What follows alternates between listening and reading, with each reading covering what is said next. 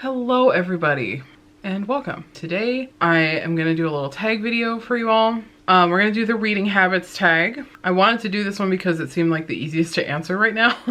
I do want to continue to do tag videos every so often just to just put the little details of myself out there. Maybe as time goes on you can all get to know me a little bit better. So let's begin. I found my questions on a book blog called the Dreamland Book Blog, which I will link in the description. This blog credits the Book Jazz on YouTube, but if you follow the link, it doesn't seem like the Book Jazz has any videos posted anymore.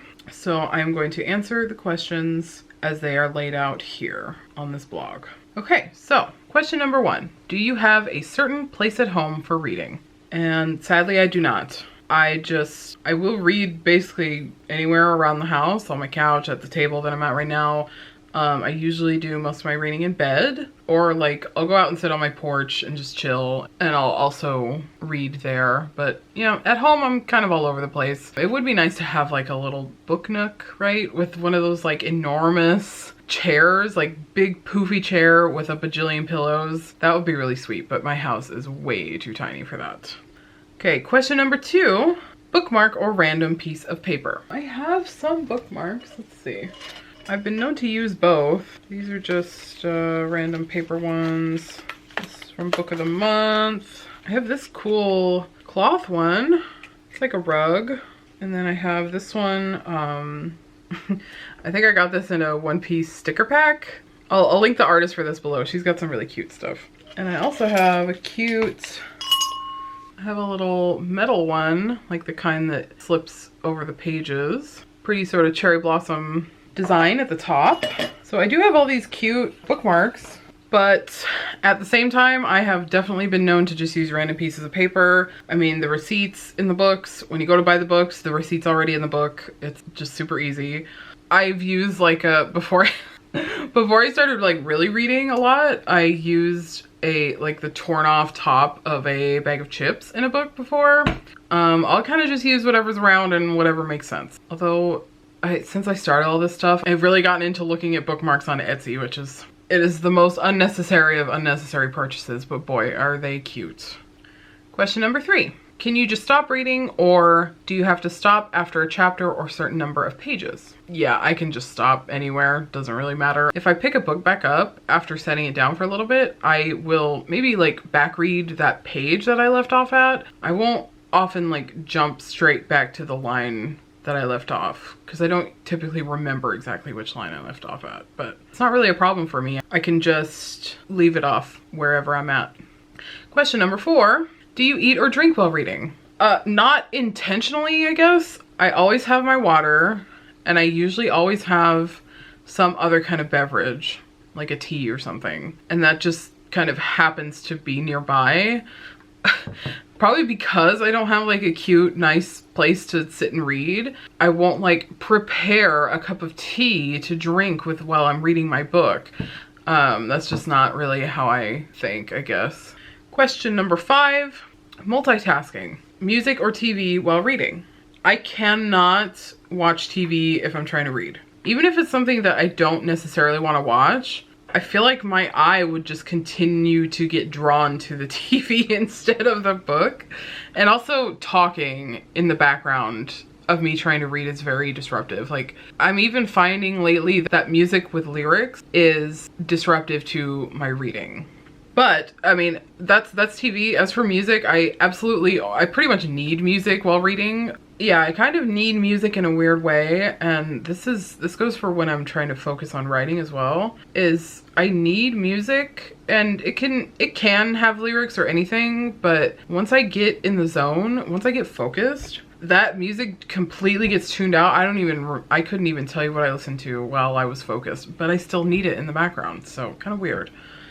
Question number 6. One book at a time or several at once? For me, it's less about the number and more about the format. Let me grab what I have going right now. So format, I mean, I just started reading this today.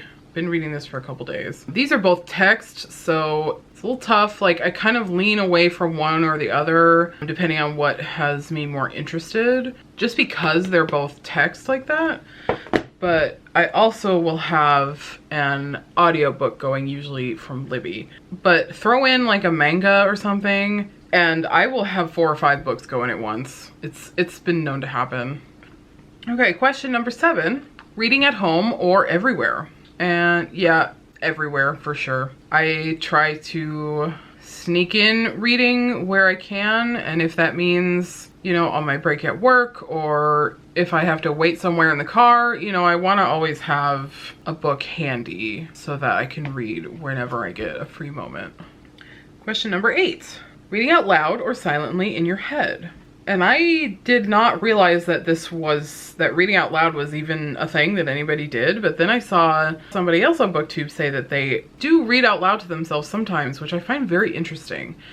I've heard from other writers that when they're about to edit their book, they have a text-to-speech thing read out their draft to them, and just hearing it spoken can help them catch a lot of errors, which makes me think that like reading a book out loud can cause one to maybe engage with the text a lot differently. So it almost makes me want to try it. It's a very interesting thought. I hadn't even thought about that until I saw this question.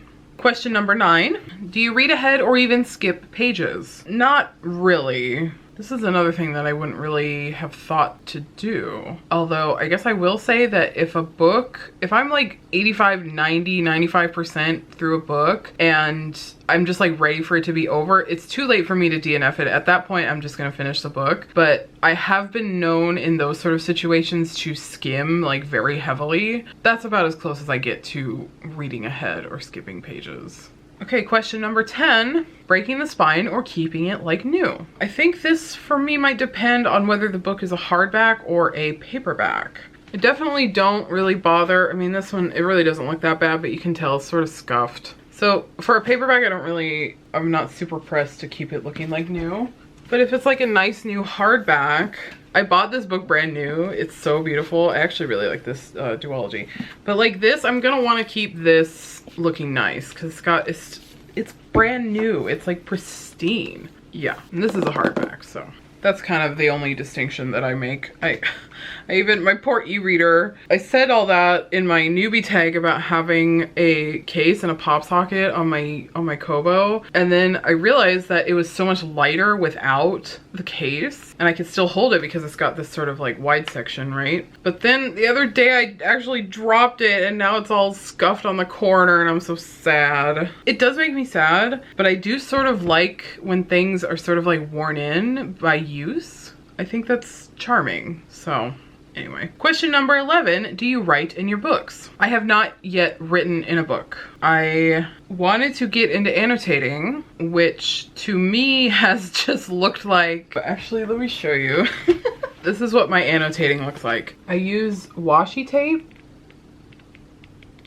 to mark the pages and I'll highlight. I haven't written in the book yet. I really like the washi tape tabs as opposed to the tabs that stick out because I feel like I even bought a pack of really cute like transparent ones, but I feel like I'm gonna like knock them out of the book just carrying the book around. So I don't know, the washi tape, I don't know, it just looks really clean to me. So anyway, I guess I have not written in a book yet. We'll see how that proceeds as I continue along with my annotation journey. This blog post has an additional like 6 questions that are sort of like from a similar but different tag that I'm gonna sort of like rapid fire right here. The first one is, when do you find yourself reading? Morning, afternoon, evening, whenever you get the chance, or all the time? For me, I'm totally a whenever you get the chance kind of person. I talked about that already. Number 2, what is your best setting to read in? I feel like, this hasn't been put to the test lately, but I feel like I could read anywhere, but my best setting is, you know, just somewhere quiet and comfortable where I can actually sit comfortably, which is a little harder than I would like it to be, right? Third question here is, what do you do first, read or watch? Historically, I have always read first for like the big ones, but there are some things that I have only heard of because there has been a like visual adaptation of it. So, okay, the next question, number 4, is what form do you prefer, audiobook, ebook, or physical book? I don't know which one I prefer. It sort of depends. all three formats have different advantages and disadvantages for me. Audiobook I love because I can listen and can still consume books while I'm at work doing other things, but I do find that I don't engage as well with the text. E-reader, ebooks are probably my best like all-purpose because it's so easy to carry them around. I don't even need to have this, I can just read them on my phone. And then physical books, I guess I appreciate the tangibility of them, but at the same time, my hands get tired holding a book. I have to carry around a physical book, which can be, you know, this is no big deal. It's sort of pretty small and light, but depending on the book can sort of be a pain. There is something sort of special about a physical book. Like, I get why people don't like to read ebooks. Okay, next one, number 5. Do you have a unique habit when you read? I don't know.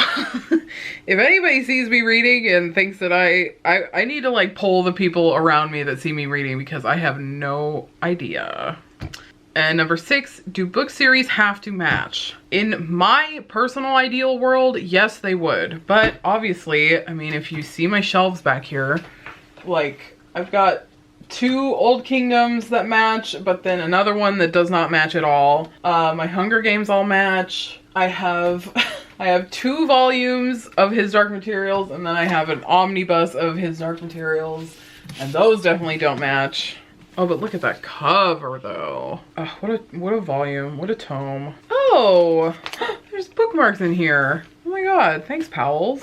But then I have like my box sets back here, which of course I'll match. It is a goal to someday, like when I have more space, to have bookshelves with matching editions of books. But I just don't really have it in me right now to like hunt down, like especially those Old Kingdom editions. So, you know, maybe someday. My heart wants it, but I guess my heart doesn't want it that badly, so no big deal. Okay, that is going to be the end of this tag. Thank you all so very much for joining me. I'm still getting used to all this booktube stuff. I really appreciate, I want to shout out Merb, actually, Reading with Merb, Meredith. You are such a sweetheart. Yeah, that's going to be the end of the video. Thank you again for joining me. Take care, everybody, and I will see you in the next one.